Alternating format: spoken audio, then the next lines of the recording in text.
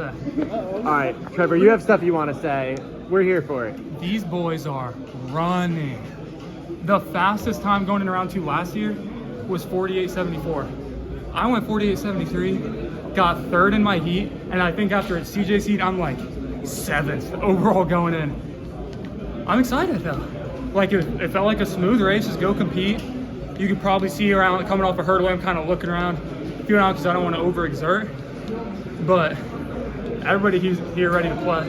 I think the 400 hurdles, you can quote me on this, is the deepest event in track and field. Women's 100 hurdles is right there, but as of now, I gotta lead the men's 400 hurdles. I'm a little biased, but yep, you too, man. But seeing times then Rise Heat's gonna go, they're probably gonna come through like 48.2 to 48.5. So I'm interested to see how a lot of people carry over to day 2.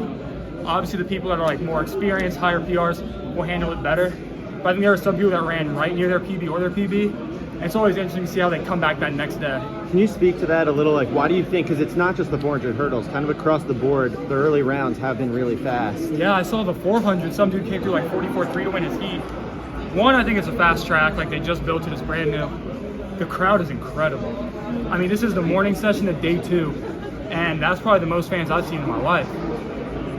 No offense to Hayward Field, but that's the best atmosphere I've ever seen. And I think that's a big part of it too. I think a lot of people want to get those big cues and are willing to risk it a little bit more. Is it, just from an athlete experience standpoint, you know, the warm-up track, karting over, what's that been like? Warm-up track's awesome, like brand new full 400 meter track. They could have the meet there if they wanted to. There's no seats for the crowd, but it's a nice enough track where they could. Car ride over is interesting. It is dead silent. There's no radio or nothing, so everyone's just sitting there kind of like somewhat heavy breathing because they're warmed up, but it's interesting, to say the least. What do you think it's going to take to get to the final?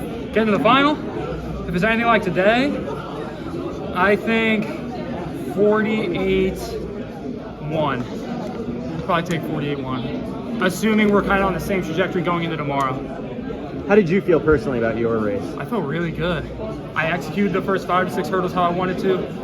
Probably could have attacked that second curve a bit harder, but again, it's the first round. I had passed the dude 9, so it felt like I was kind of alone. And then, like I said, I'm never gonna be one to overexert in the first round if I don't have to, because I knew it was top 4. You saw Maggie come by me at like hurdle 10. I pushed a little bit, he fought back, so I'm like, you know what?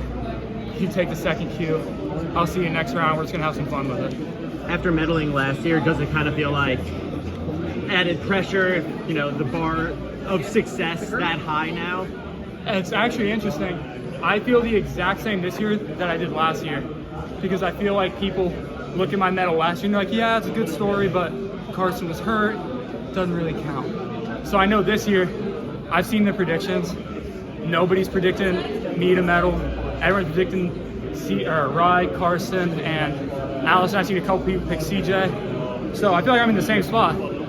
People I know and my camp knows that I have a real shot to medal and a real shot to win if we execute. But I know nobody else expects that, so I'm just going to try to shock the world this week. Yep, thank you guys.